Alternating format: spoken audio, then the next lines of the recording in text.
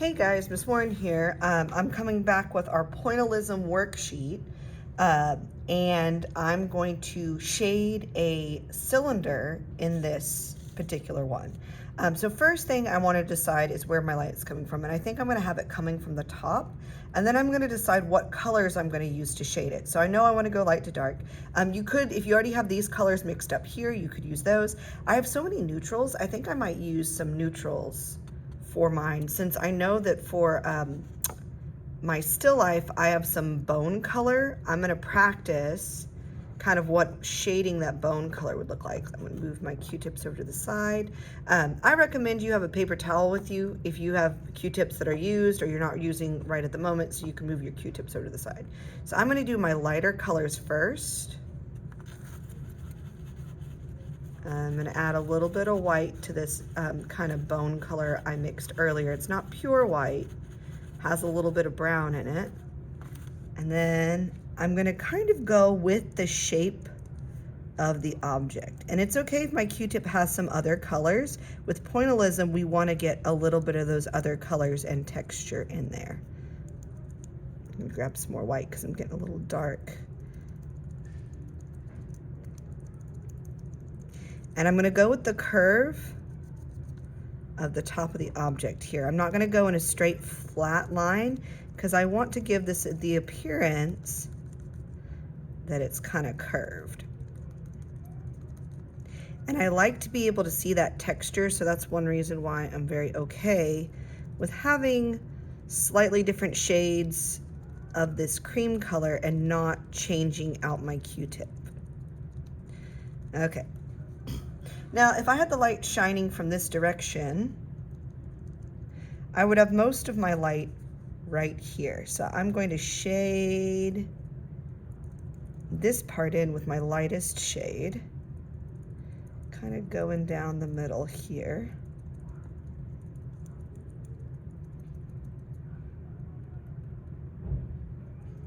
Gonna get a little more white mixed into that.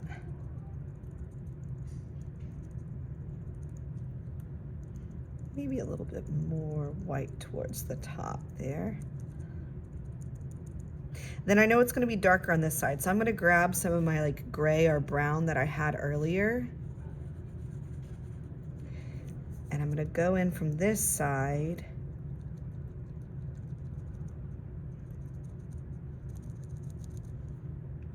Putting the darkest color along this edge.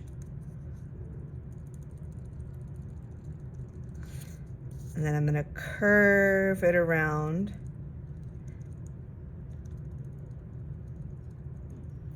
to kind of give the shape of the cylinder.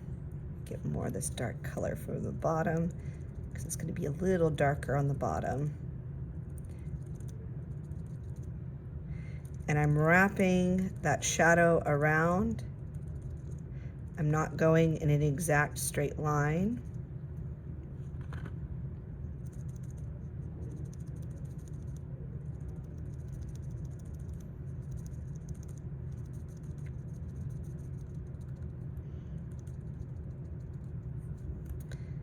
Get some of the darker color here, and I'm going to put a little more dark color on this side.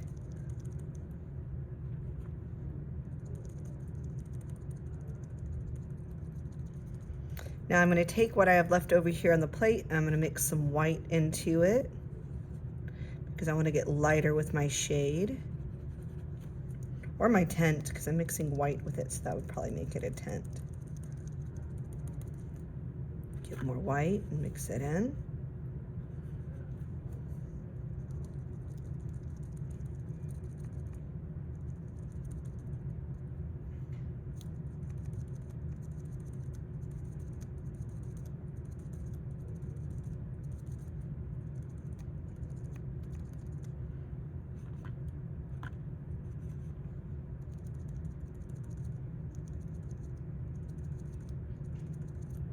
And yet again, I'm still curving this as I shade it in.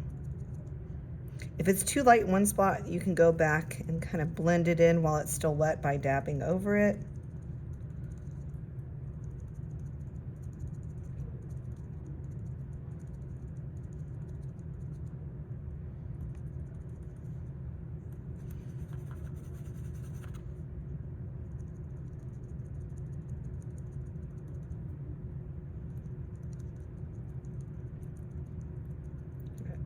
continue to shade this in with a slightly darker color because I kind of want a highlight towards the middle.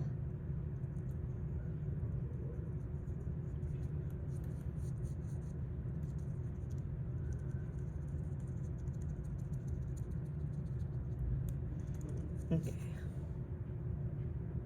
So you can see going from light to dark and kind of wrapping around gives the impression of the cylinder. It keeps kind of the shape look rounded. Now if I wanted to do a cast shadow underneath, I could grab a little bit of gray. I'm gonna make it pretty dark. And maybe just a tiny bit of this brown color, so it was kind of a warm gray, so it looks like maybe it's reflecting some of that brown shadow. And I could make the shadow go out on the ground this way.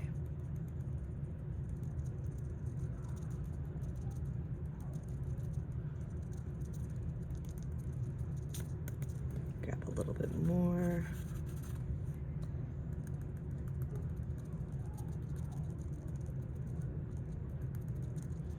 Okay, so there we have a pointillism cylinder. We have our secondary and tertiary colors mixed. We have our neutral colors mixed.